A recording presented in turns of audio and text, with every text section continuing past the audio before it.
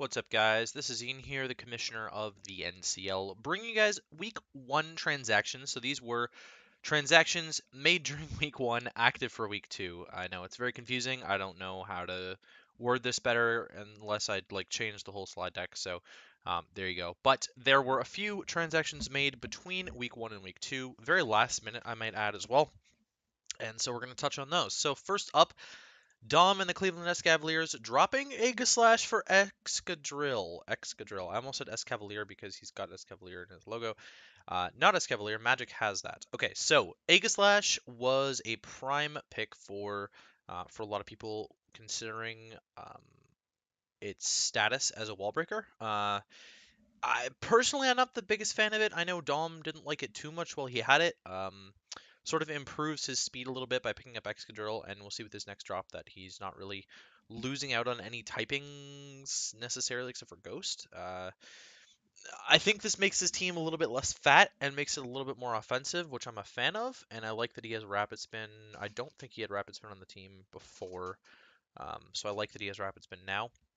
And then with his second transaction, he's going to drop Gligar for Glycopod.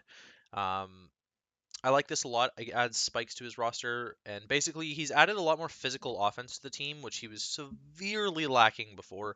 It was essentially only Aegislash, which is really a mixed attacker, so he would have had to bring like physical Aegislash a lot more.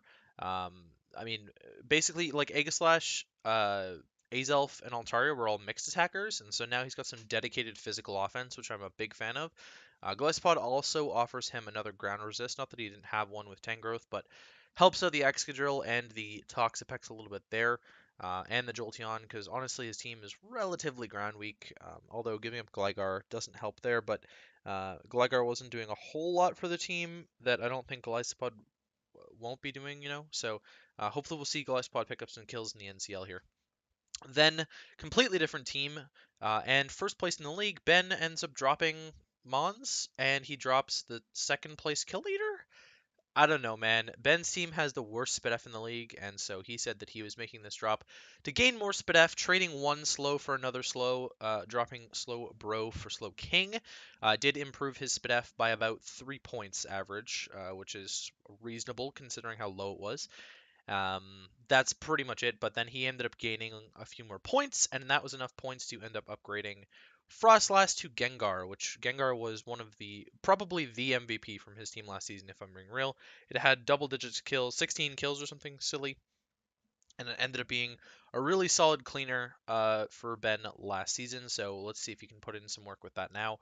He does lose out on spikes and an ice type, but and he adds another ground weakness to his team. So ground spam is so real against his roster. But there you go. So that is all the transactions for this week.